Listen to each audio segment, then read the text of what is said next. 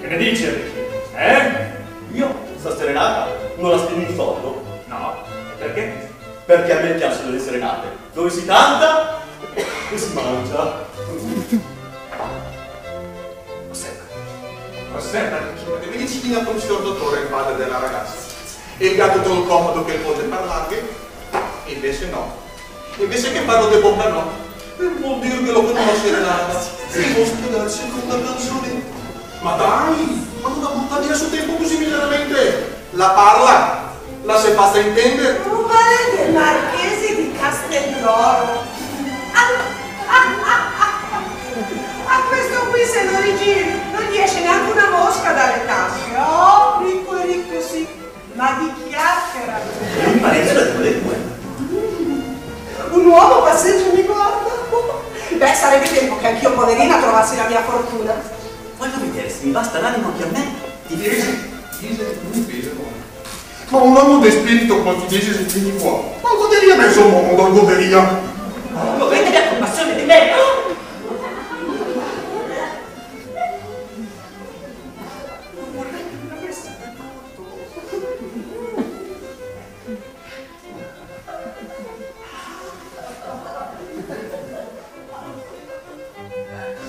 Bellissimo!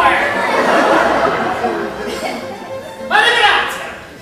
Siete voi architetto o ritrattista?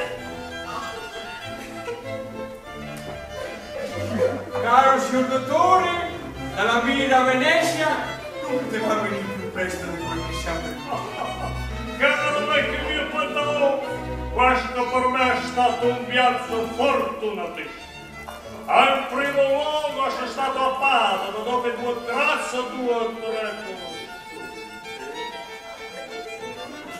osserva l'alma sei dormite.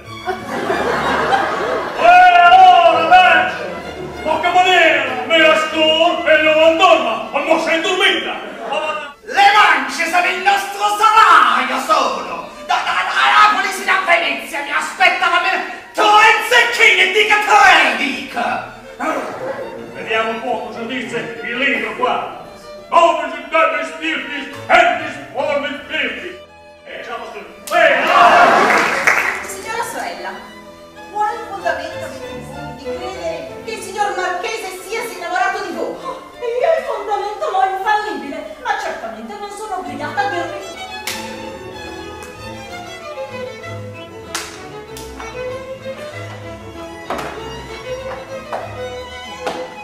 Ah, cara le mie figliole, avrò motivo di dire, senza far torto l'una o senza far torto la sera, va là, oh, va là. Sia chi passò anche a me, legno di bisognoso. Legno di bisognoso? Questa volta, Arlecchino, sono veramente innamorato. Io? Perché non l'hai portata qui a Venezia con te la tua sposa? È gravida in 6 mesi.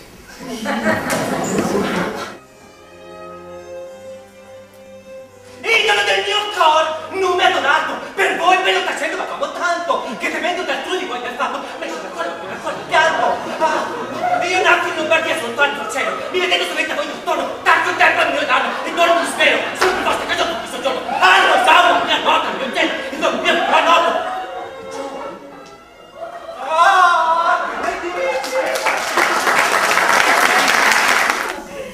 E il nome mio vi farò noto un giorno. Vedete, questo è il giorno e questa la spiegazione. Io non mi chiamo Asdrubale di Castelloro, ma Ruggero Pandolfi.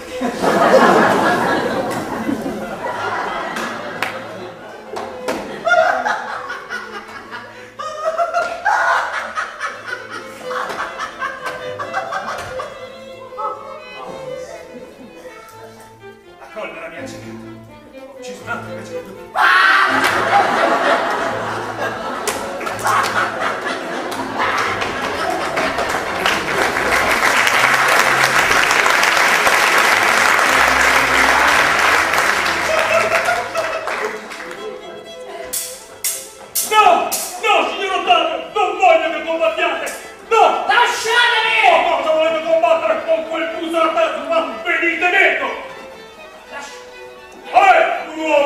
usurpo l'onorato carattere di suo padre.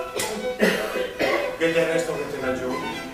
Un figlio scellerato, degenero, ha la forza di dire tutte quelle cose. Sostenere la favola, principiate a dire qualche cugino.